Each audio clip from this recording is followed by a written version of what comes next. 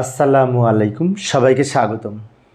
প্রিয় শিক্ষার্থী বন্ধুরা, আজকে আমি এই যে এইচএসসি 2024 সালের টেস্ট পরীক্ষার আলোকে যে নটরডেম কলেজে যে প্রশ্নটি এসেছিল এইচটিএমএল সম্পর্কিত, ওয়েব ডিজাইন সম্পর্কিত চতুর্থ অধ্যায়ের আইসিটি বিষয়ের, এখানে টেবিল এসেছিল একটি, বিশেষ করে দুইটা প্রশ্ন এসেছিল, তার মধ্যে এইটা একটা। তো এটার আলোকে গ নম্বরে বলছে উদ্দীপকের টেবিলের জন্য এইচটিএমএল ট্যাগ লিখো। তাহলে আমাদের এই যে এখানে যে টেবিলটি রয়েছে 1 2 3টা কলাম, 1 2 3টা রো, তাই না? এখানে আবার 2টা কলাম 2টা রো একসাথে মার্জ করেছে। যাই হোক, এটার জন্য আমরা এইচটিএমএল ট্যাগ লিখব, সঠিকভাবে লেখার চেষ্টা করব। আলোচনায় আছে আমি মোহাম্মদ সিরাজুল ইসলাম। চলো শুরু করা যাক। তো এই প্রশ্নটা আমি এইদিকে নিয়ে এসে রাখলাম, এখানে উত্তরটা লিখব। এটা দেখে দেখে উত্তর লিখব, তাহলে বুঝতে সুবিধা হবে তোমাদের। তো এইচটিএমএলের শুরুতে কী লিখতে হয় মনে আছে? ডক টাইপ এইচটিএমএল, তাই না? ডক টাইপ এইচটিএমএল দ্বারা ডকুমেন্ট টাইপ এইচটিএমএল বোঝায়, যেটি এইচটিএমএল 5 ভার্সন নির্দেশ করে এটি দ্বারা। আচ্ছা, তারপর এইচটিএমএলের ওপেনিং ট্যাগ লিখব, বডির ওপেনিং ট্যাগ লিখব, এবং বডির মধ্যে আমরা মূলত এই টেবিলটা তৈরি করব, বডি অংশের মধ্যে। এবার কি করব? টেবিল ট্যাগ লিখব। টেবিল ট্যাগের আমাদের বিশেষ করে অ্যাট্রিবিউট হচ্ছে বর্ডার অ্যাট্রিবিউট, তাই না? তো এইভাবে লিখতে পারি, একটু দ্রুত দেখালাম সময় সেভ করার জন্য। টেবিল হচ্ছে ট্যাগ, বর্ডার হচ্ছে অ্যাট্রিবিউট যার ভ্যালু দিয়েছি 1 এই দাগের জন্য। এবং আরেকটি বিষয়, সেটি হচ্ছে এই দাগগুলো সলিড আকারে, এরকম সলিড দাগ দেওয়ার জন্য আমরা সেল স্পেসিং 0 ব্যবহার করব। আরেকটা অ্যাট্রিবিউট ব্যবহার করেছি সেল স্পেসিং 0। সেল স্পেসিং কেন ব্যবহার করলাম, তাই না? কারণটি হচ্ছে আমি যদি এটা না ব্যবহার করি তাহলে দুইটা সেলের মাঝখানে একটু ফাঁকা থেকে যায়। সেজন্য আমরা যদি সেল স্পেসিং 0 দিই তাহলে দুই সেলের মাঝখানে কোনো ফাঁকা থাকবে না, দাগটা এরকম সলিড হবে। সেজন্য সেল স্পেসিং 0 দিব। আচ্ছা, এবার এই রোটা তৈরি করার জন্য টিআর ট্যাগ ব্যবহার করব। টিআর দ্বারা টেবিল রো বোঝায়, তাই না? এটা তো আমরা জানি। এবং এ বি সি, এখানে 3টা সেল। তো এই এবিসি লেখাগুলো কিন্তু মাঝখানে আছে এবং বাই ডিফল্ট এগুলো একটু বোল্ড আছে। সেজন্য আমরা যদি এই টিএইচ ট্যাগের মধ্যে এ লিখি এবং টিএইচ ট্যাগের মধ্যে আবার বি লিখি, টিএইচ ট্যাগের মধ্যে আবার সি লিখি, তারপরে যদি টিআর ক্লোজ দিই, তাহলে এই লেখাগুলি বোল্ড হবে এবং মাঝখানে থাকবে। কারণ টিএইচ হচ্ছে টেবিল হেডিং। তো টিএইচ ব্যবহার করে আমরা যেগুলি লিখব বাই ডিফল্ট টিএইচের আউটপুট মাঝে থাকবে এবং বোল্ড হবে। সেজন্য আমরা অবশ্যই প্রথমবার টিএইচ ব্যবহার করব, যেহেতু এটি মাঝখানে আছে এবং বোল্ড আকারে আছে, হেডিং আকারে আছে। আমরা এইটুকু সম্পন্ন করেছি। এইটুকু লেখার জন্য আমি পরের পেজে যেতে যাচ্ছি, এখানে ধরবে না কারণ এখানে বেশ কিছু তথ্য আছে যেগুলি গুরুত্বপূর্ণ।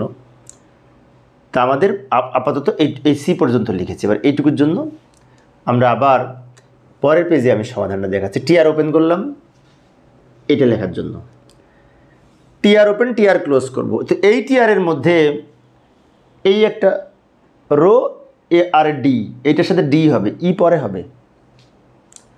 কিভাবে লিখব লক্ষ্য করি। এখন এই যে টি এর উপরে যে স্কোয়ার আছে, স্কোয়ার দেওয়ার জন্য আমরা সুপারস্ক্রিপ্ট ট্যাগ ব্যবহার করব, এসইউপি ট্যাগ, তাই না? আমরা জানি যে স্কোয়ার আকারে প্রদর্শনের জন্য বা পাওয়ার আকারে প্রদর্শনের জন্য, সুপারস্ক্রিপ্ট আকারে প্রদর্শনের জন্য আমরা এসইউপি ট্যাগ ব্যবহার করি। আর নিচে যদি বেজ আকারে থাকে তাহলে এসইউবি ট্যাগ ব্যবহার করি, সাবস্ক্রিপ্ট ট্যাগ, তাই না?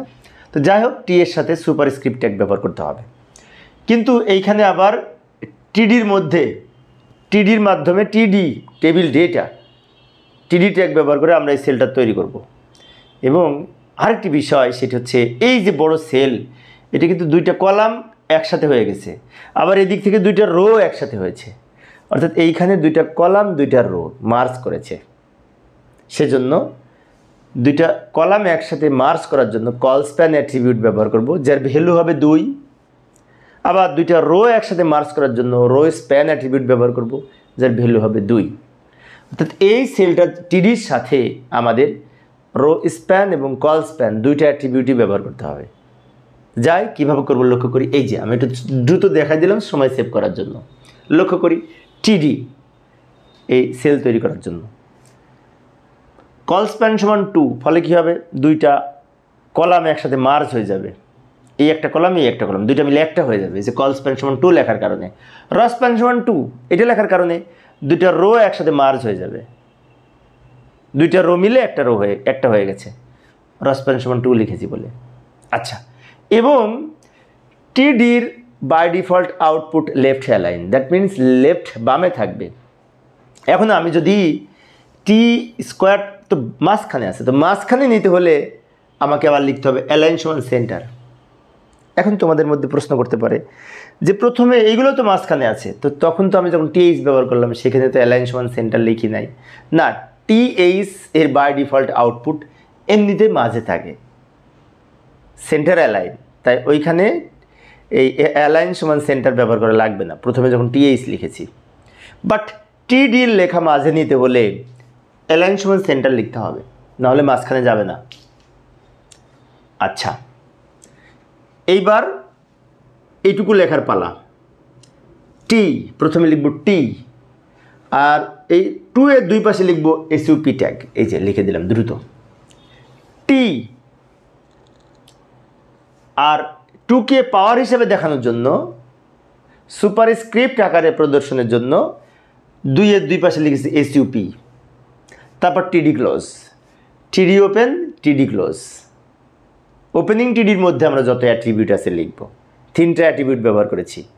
একটা হচ্ছে দুটো কলাম একসাথে মার্জ করার জন্য কল স্প্যান সমান 2, দুটো রো একসাথে মার্জ করার জন্য রো স্প্যান সমান 2, এবং মাঝখানে নেওয়ার জন্য অ্যালাইন সেন্টার। তারপরে এই কন্টেন্ট লিখব, কন্টেন্টে টি লিখেছি, 2 এর দুই পাশে এসইউপি ট্যাগ ব্যবহার করেছি পাওয়ার আকারে প্রদর্শনের জন্য, তারপর টিডি ক্লোজ করেছি। এই পর্যন্ত লেখা হয়ে গেছে। এখন এইটার সাথে এই উপরে ডি হবে, নিচেরটা হবে না, নিচেরটা পরে হবে, ডি হবে। তো ডি সহজ, টিডি উভয় দিকে টিডি লিখবো, টিডি ওপেন টিডি ক্লোজ, মাঝখানে ডি, কোনো ঝামেলা নেই, কারণ এখানে কল স্প্যান র স্প্যান কিছুই হবে না, ও নিজেই একটা সেলে চুপটি মেরে বসে আছে, কোনো ঝামেলা নেই। টিডি ওপেন টিডি ক্লোজ, এবং এই যে টিডি ওপেন টিডি ক্লোজের মাঝখানে ডি লিখেছি, এই ডি কিন্তু লেফট অ্যালাইন হবে, বাম দিকে থাকবে, মাঝে যাবে না। এখন এই ডিকে যদি মাঝে নিতে চাই তাহলে আবার এখানে লিখতে হবে এই অ্যালাইন সমান সেন্টার। যেহেতু অ্যালাইন সমান সেন্টার লিখি নাই সেজন্য এটা লেফট অ্যালাইন থাকবে। এখন অ্যালাইন সমান সেন্টার লিখবো না, কারণ এই উদ্দীপকে যা আছে সেইভাবে তো আমাদের ট্যাগ লিখতে হবে এখানে। আচ্ছা, এবারে যে টিআর ওপেন করেছিলাম টিআর ক্লোজ করলাম, টিআর ওপেন টিআর ক্লোজ, ফলে রো তৈরি হবে।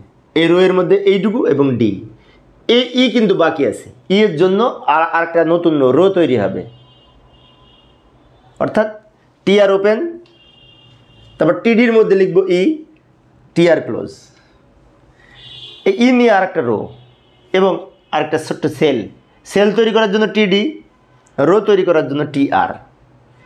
এটা একটা রো একটা সেল, এবং ই টিডির মাঝখানে লিখেছি, তা টিডির by default output left align হবে, সেজন্য এটা কিন্তু বাম দিকে আছে। এবার কি করব, আমাদের ট্যাগ লেখা শেষ, ক্লোজ করার পালা। টেবিল ক্লোজ করব, বডি ক্লোজ করব, এইচটিএমএল ক্লোজ করব, তাই না? ওই যে টেবিল কিন্তু ওপেন ছিল, এখন ক্লোজ করলাম, বডি ওপেন ছিল ক্লোজ করলাম, এইচটিএমএলও প্রথমে রেখেছিলাম, এখন আবার ক্লোজ করলাম। এইভাবে আমরা এইচটিএমএল ট্যাগ লিখতে পারি এই ধরনের আউটপুট পাওয়ার জন্য। নটরডেম কলেজে প্রশ্নটি এসেছিল। তো প্রিয় শিক্ষার্থী বন্ধুরা, নটরডেম কলেজে ঘ নাম্বারে আরেকটা প্রশ্ন আছে, তো আমি অল্প অল্প করে আলোচনা করার চেষ্টা করি শিক্ষার্থীরা যাতে বোরিং ফিল না করে। তো পরের ক্লাসে আমি নটরডেম কলেজের যে আরেকটা প্রশ্ন এসেছিল, বিশেষ করে এই একটা প্রশ্নের সাথে দুইটা ছিল, তো ঘ নাম্বারে সমাধান করার চেষ্টা করব, দেখার আমন্ত্রণ রইল। তো আজকে এই পর্যন্তই, খোদা হাফেজ।